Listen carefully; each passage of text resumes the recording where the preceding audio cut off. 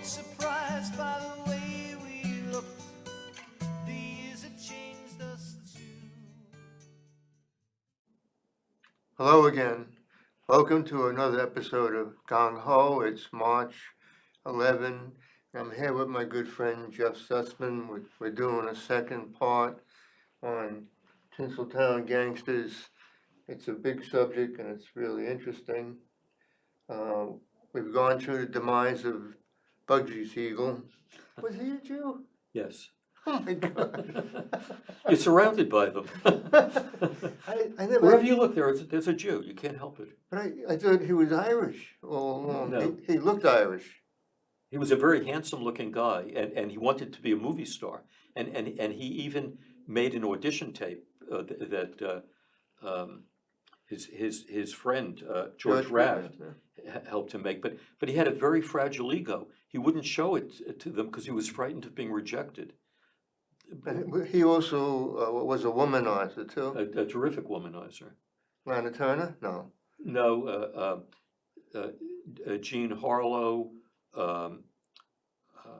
Marie McDonald, a couple of others. I can't recall their names, but the one that he fell for the most was a woman named Virginia Hill, who was an aspiring actress, and she had some small lines and small parts in movies. She got involved with building the Flamingo, Right.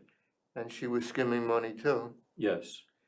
And what happened to her because she was doing that? Well, after Bugsy was killed, she married a ski instructor from Austria, and she went and lived in Europe. But Meyer Lansky tracked her down and said that if she didn't pay back all the money that she had skimmed from the mob, they would kill her. So she paid it all back, or as much of it that she had left. And eventually she committed suicide. You think Bugsy knew about what she was doing? Oh yeah, I think they skimmed together. Yeah. She got him killed then. Well, Well, it was interesting because, in the movie Bugsy, it looks like she's still in Las Vegas and she's upset and everything when she learns that he's been killed. But in point of fact, she was in Europe. She went to Europe because she was believed that they were going to kill Bugsy, and she didn't want to be around and take any blame for it. So she had some knowledge that she thought that was going to happen because she was a courier for the outfit in Chicago, and she worked for a bookmaker who was part of the Chicago mob, a man named Joe Epstein. And Joe Epstein knew through the mob that they were upset with him. And they were going to get Bugsy because they went to him and they wanted him to pay back the money, and he wouldn't pay it back. So he knew that the only thing that's going to happen to him is going to get killed. So he advised her, go to Europe and stay there for a while. He was, and he was living with what's her name again? Virginia Hill. And he was married to a woman. Well, he had divorced the woman. Oh yeah, divorced her. Yeah, and actually he secretly married Virginia Hill in Mexico. What? Yeah. I didn't know that. Yeah, a lot of people didn't. Wow. And for some reason they wanted to keep it a secret. I don't know why. They got married in Mexico City. They went down there one day. They had a civil ceremony at a courthouse. They got married and they flew back to Los Angeles the next day. Wow. Okay. So here we have Mickey Cohen, and he's a really tough guy. Does he get into any trouble? Does he get indicted? Yes. Robert Kennedy, who went after the mob in a big way when he was Attorney General, went after Mickey Cohen. But And this is in the 1960s. in the 60s? No, I'm sorry. This was when he was counsel to the Kefauver Committee, which was investigating organized crime. And he was questioning, as counsel to the committee, he was questioning Mickey Cohen. And he said to Mickey Cohen, "What does it mean when a mobster says we're going to put your lights out?" And Mickey Cohen said, "How would I know? I'm not an electrician." Oh my God. And everyone bursts out laughing, and Kennedy felt that he had just been made a fool of, and he comes rushing out behind the dais to attack Mickey Cohen, and the senators had to grab Robert Kennedy and pull him back. This would have been in the 50s then. Yeah, in the 50s, I'm sorry. But he did, you think he got indicted? He did get indicted for tax evasion, and he was sent to prison. And the first prison he was sent to, I believe, was Alcatraz. And then but they then transferred him to a much nicer a prison in the Southwest. And while he's in there watching television one day, some crazy guy who's in the prison comes up behind him and with a lead pipe smashes him over the head and causes a lot of physical and mental damage to Mickey Cohn. And he was in a coma for about 2 weeks, and they operated on him. And they said there's only a 50-50 chance that he's going to live. And he managed to kind of pull out of this, though the damage to his brain left him partially paralyzed on one side of his body. But it was interesting, before this happened, because he was always looking for publicity in a strange way, he became friends with the evangelical priest, Billy Graham, and the two of them became buddies. And he convinced Billy Graham that he was going to convert and become a Christian fundamentalist. And Billy Graham held an evangelical rally at Madison Square Garden in New York City, where he was going to introduce Mickey Cohn as a new convert to our religion. And he had Mickey Cohn backstage. And he invited Mickey Cohn to come out onto the stage. And Mickey Cohn comes out on the stage and waves to the audience, says, "Hi, everyone, happy to be here," then turns around and walks away. And Billy Graham was very upset at that point, because he expected this. In public. He thought this guy's going to convert in public, and now he walks out on me. All right, so after Mickey got hurt like that, he's out of the picture then? Yeah, pretty much. Yeah, he basically friends supported him for the brief time that he lived after that.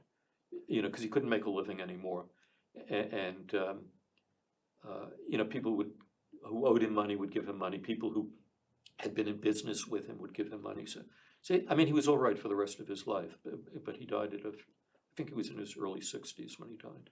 All right, so who came on after him? Well, when the outfit saw how easy it was to continue to extort the movie studios, they sent two guys, Willie Bioff and George Brown, who had been members of the outfit in Chicago, and they had been extorting movie theaters up there, the Balaban movie theaters and other movie theaters.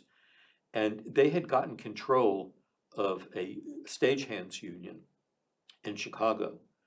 And though it was a local, the national represented stagehands all over the country. They went to Los Angeles and they gained control of the stagehands union and then some other unions as well. And they also forced other people to join the union, people who didn't want to join.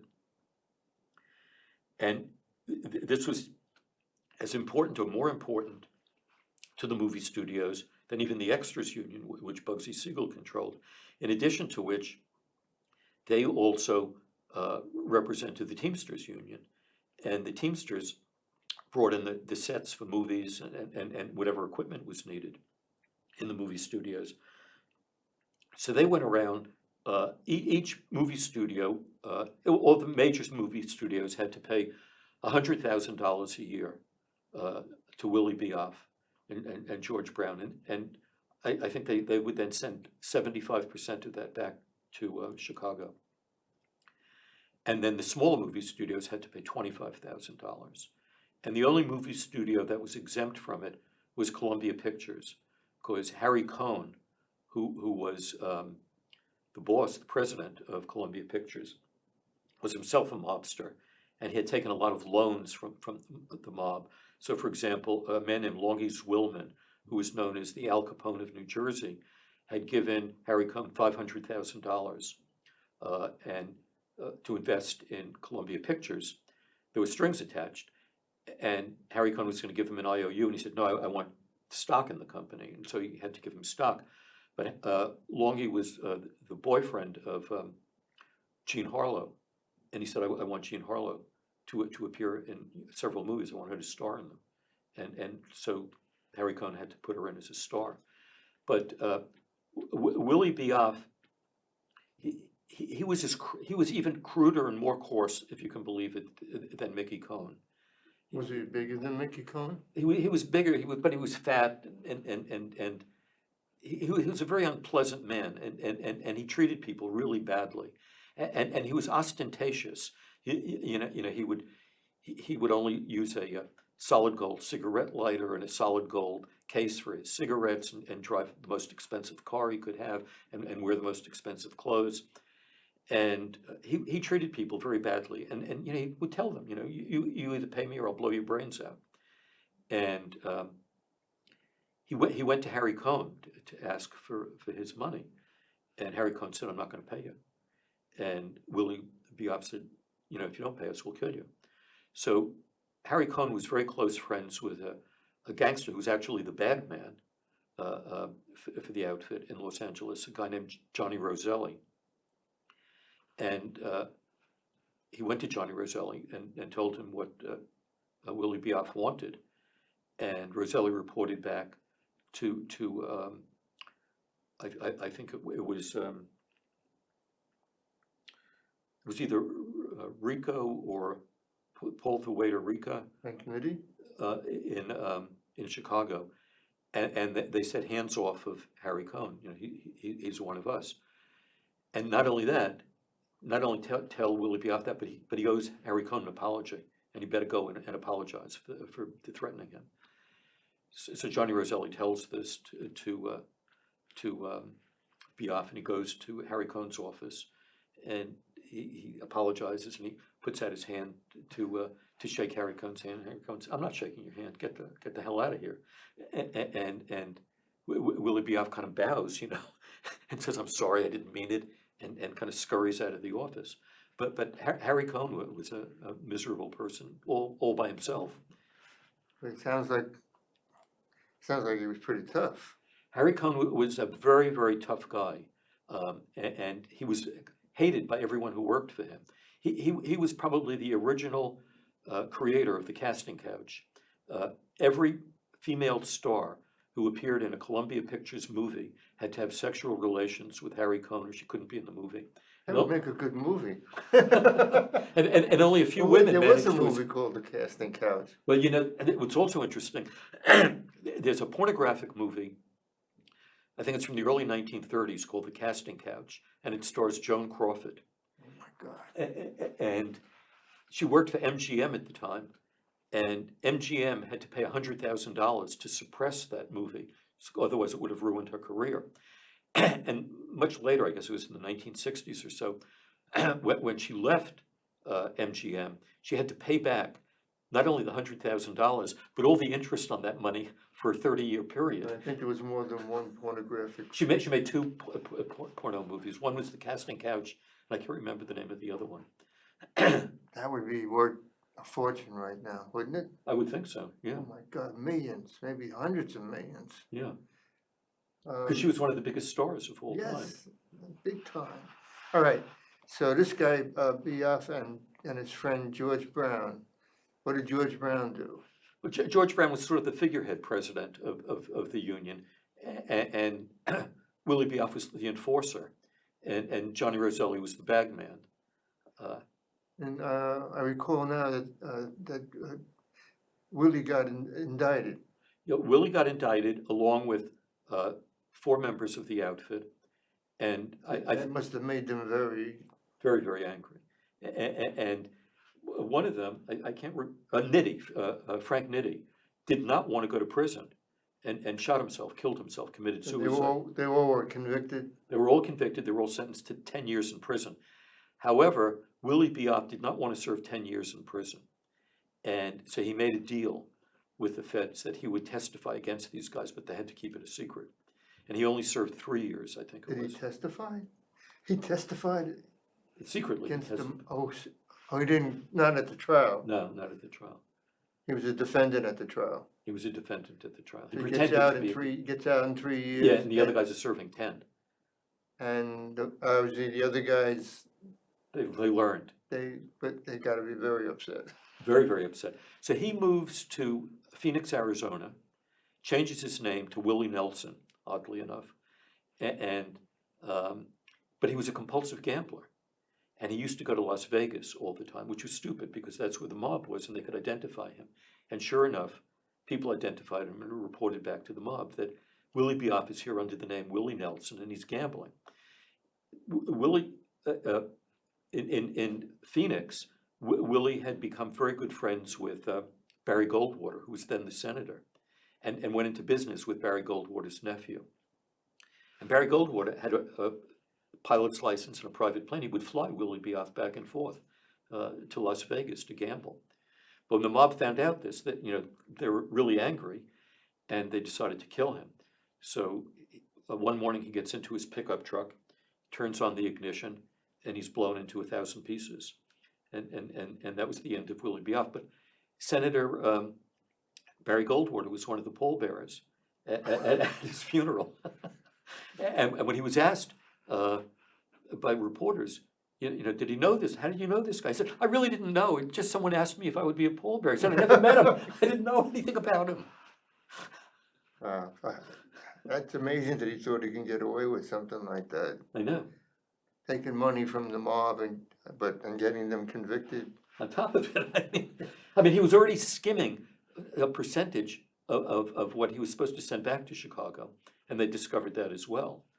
So he was stealing, and he became a rat against them. These prosecutions, were they federal or state prosecutions? Federal.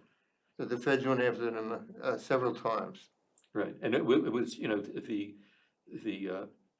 IRS agents were the ones who discovered all the the money that was being. All right, who comes now after Willie disappears? Well, Johnny Roselli and Harry Cohn, they're very, very close friends. They even exchanged friendship rings that each one wore, and so Roselli was probably Harry Cohn's only friend. probably. But Harry Cohn even betrayed Johnny Roselli later on also, because Johnny Roselli was one of the people who went to prison on Willie Bioff's testimony. And when he got out, he went to Harry Cohn and he said, I need a job, can you help me out? And Harry Cohn said, my board of directors will not let me hire a felon. I can't hire you. And he said, but you're supposed to be my best friend. You can do something for me. He said, well, why don't you become an agent and manage some stores, and you can send them to me and I'll hire them. He said, I don't know, I can't do that. I don't know anything about being an agent. So they had a terrific falling out. He yells and screams at Harry Cohn and never sees him again, walks out of his office. And he gets a job with a guy named Brian Foy, who was the son of a famous vaudevillian named Eddie Foy. There had once been a movie called Eddie Foy and the Seven Little Foys, and Brian was, I think, the youngest of them. And he was a producer of and director of a lot of early film noir pictures. And he hires, he had always been a friend of Johnny Roselli, and he hires him as an assistant producer. And together they produced 3 award-winning movies, detective movies. They concentrated on noir? Yes. It's really popular now. Oh, I know. It's amazing. And I think this was in the late 1940s or the early 1950s.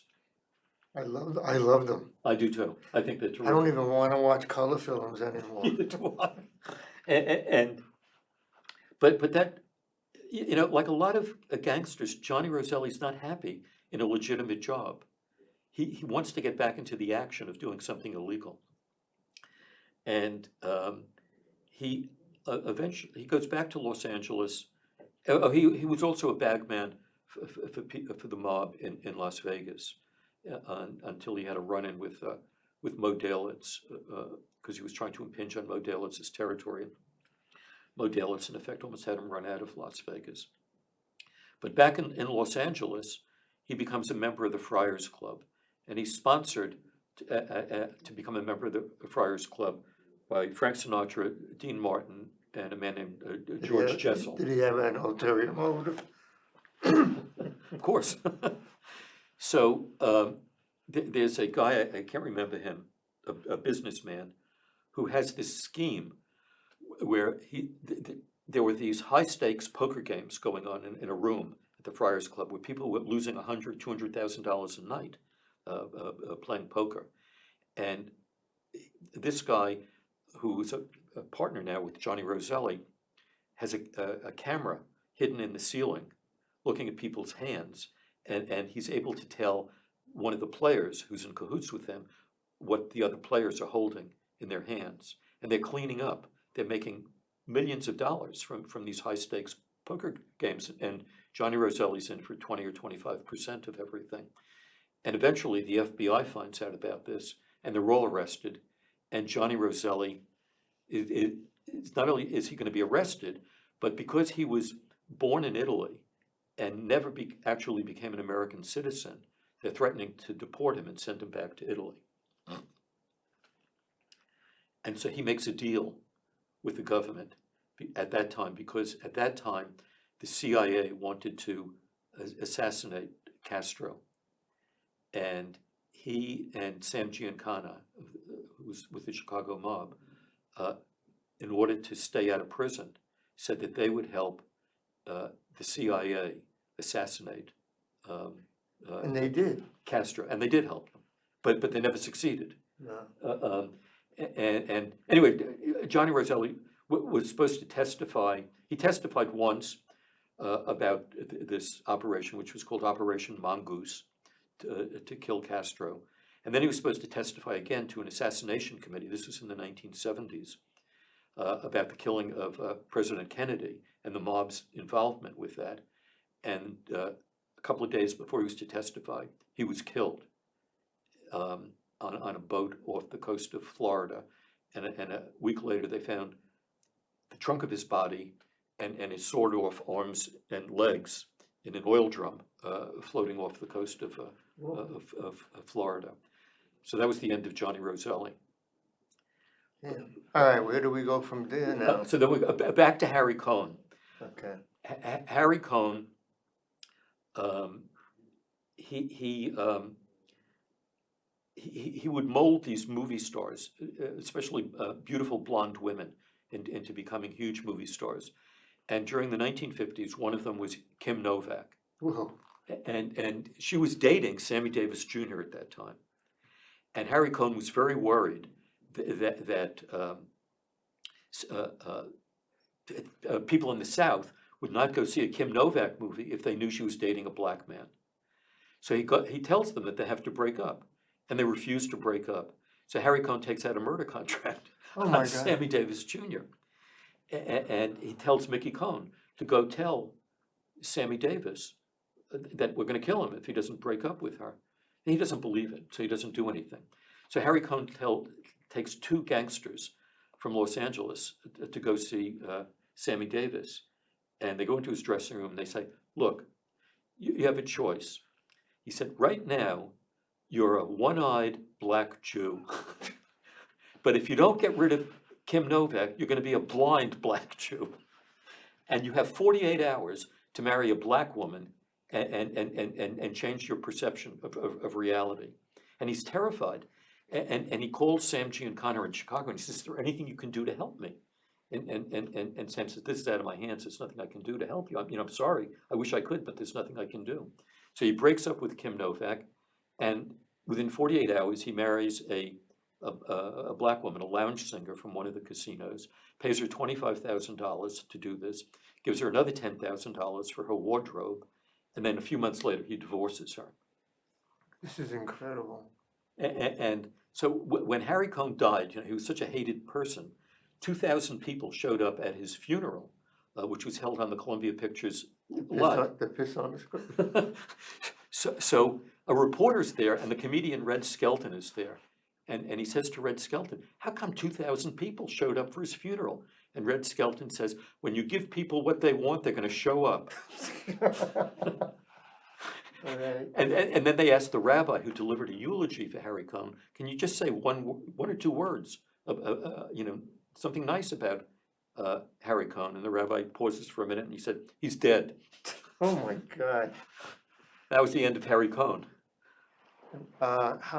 When did the mob actually move out of Hollywood? I don't think they ever moved out. You think they're still there? Yeah, but I think they use front companies to finance movies. I mean, they're not there the way they were, the controlling unions. They're not extorting people anymore. No, I don't think so. But the movies are such an exceptional kind of operation. Someone said that the most creative people in Hollywood are the accountants, because most movies don't make any money, but everyone gets rich from them. And that's just the kind of operation that the mob likes. So, if you can finance a movie, let's say for $10 million or whatever it cost, and then the movie makes hundreds of millions of dollars, but it still shows a loss, they walk away with fantastic profits. So they don't have to extort people or do what they did in the 30s and 40s anymore. A man with a briefcase can make much more money than a man with a gun. That's what it said in The Godfather, right? We have just a few seconds left, actually, 30 seconds about. All right.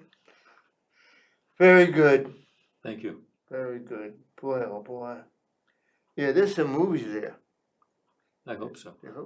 I mean, the stories, my God almighty. All right. So what are we gonna do when we're gonna see you again? You working on something else? Yes, What? I'm working on another mob book about how the mob controlled the rock music industry. I never knew they did. Yeah. Wow. All right. And who's the big mobster in that story? Two guys, once again, Done. Good. Tell me though. once again, a Jew and an Italian.